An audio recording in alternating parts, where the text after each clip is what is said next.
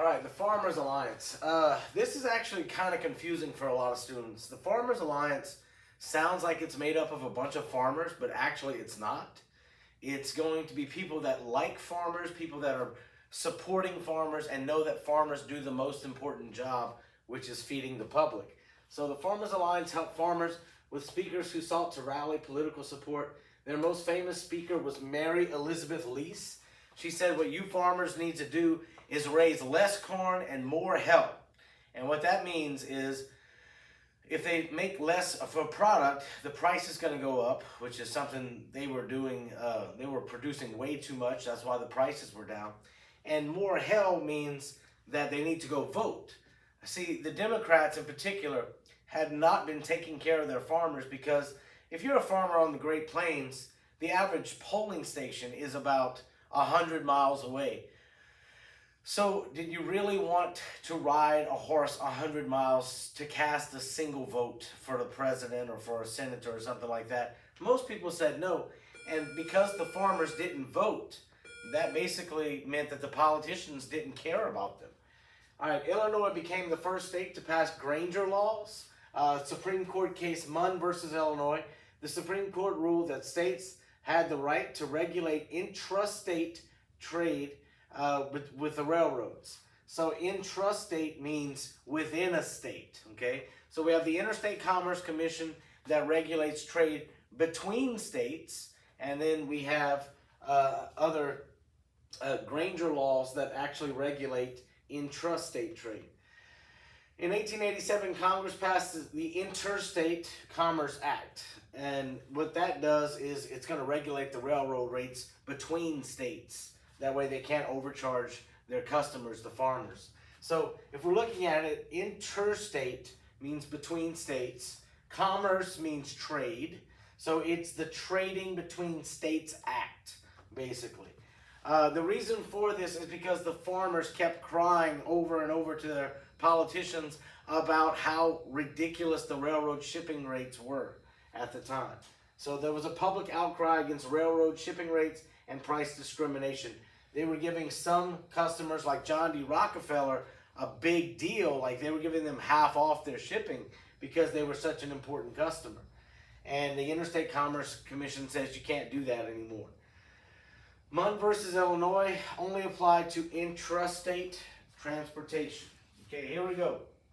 Which factor was primarily responsible for the establishment of the Interstate Commerce Act of 1887? And it's going to be A, the public outcry against railroad shipping rates and price discrimination.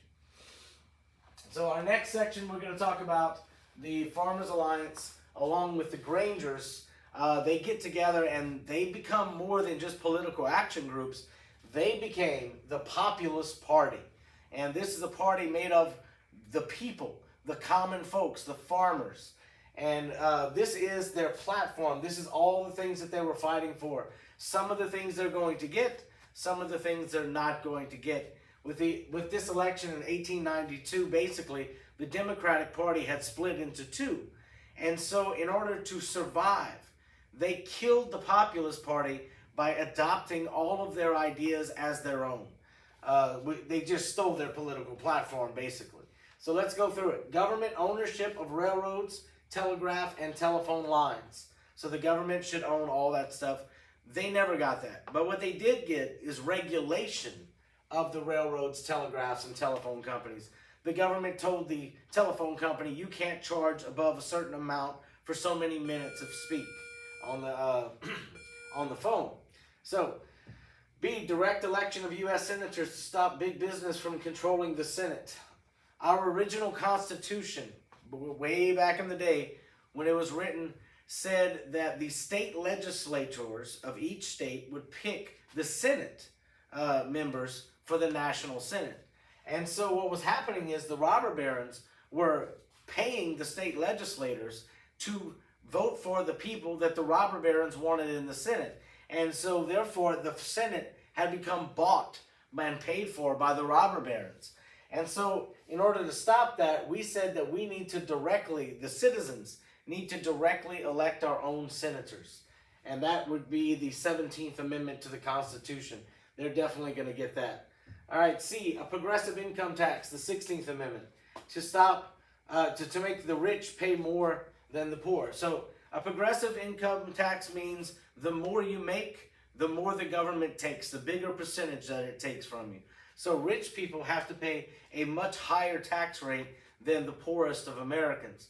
And right now in America, if you make less than $3,000 a year, you don't have to pay income tax on that. So they got that for sure. That this is the tax system we use today. An 8-hour workday. Okay, sounds familiar? Should, because that's what we have. Unlimited coinage of silver to create inflation to help farmers pay for their debts.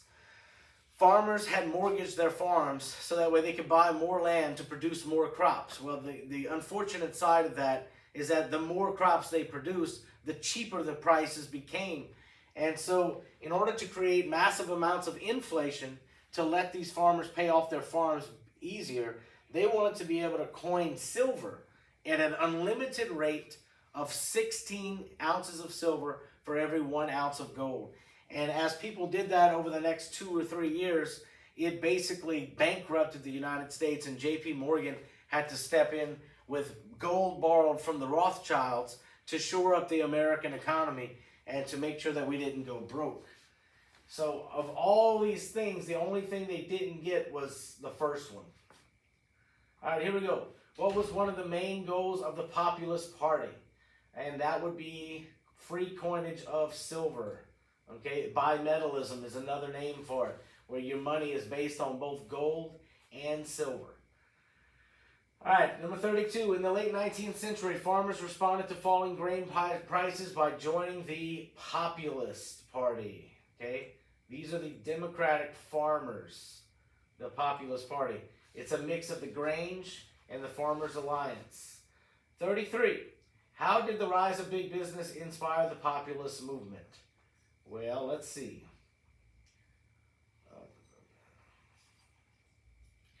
Farmers organized to challenge abuses by the railroad. So the farmers got together, they made the Populist Party, and then the Populist Party demanded the Interstate Commerce Act, and then Munn versus Illinois came along to help the farmers as well. All right. So in the South, the Populist Party encountered a problem with the Jim Crow laws, okay, which legalized segregation of the races. Jim Crow was declared legal in Plessy versus Ferguson in 1896. So what happened was Homer Plessy is contacted by the NAACP, or a group right before the NAACP got founded, actually, to break the law so that way they could get arrested, to have a court case, to go all the way to the Supreme Court so they could overturn the Jim Crow laws, so they could do away with these segregation laws of the South. Well, Homer Plessy gets on a train, okay? He is 1/8 black, and he gets on an all-white train. He can pass for white. And halfway through the ride, he stands up and says, "Hey, everybody, guess what? I'm black." And so Homer Plessy got arrested. And it went all the way to the Supreme Court. And in this case, the Supreme Court ruled that separate but equal facilities are legal as long as they are actually equal. Okay? Now, we all know the real truth behind that. They would never actually be equal. But this court ruling, this horrible court ruling, it basically solidified and legitimized the Jim Crow laws. And the number of Jim Crow laws went through the roof. They skyrocketed as a result. This is only going to be fixed about 60 years later with Brown versus Board of Education of Topeka, Kansas, where the Supreme Court rules that separate but equal is not legal anymore because it's never actually equal. All right. Homer Plessy claimed that segregated passenger railroad cars violated the 14th Amendment, which guarantees all Americans equal protection under the law.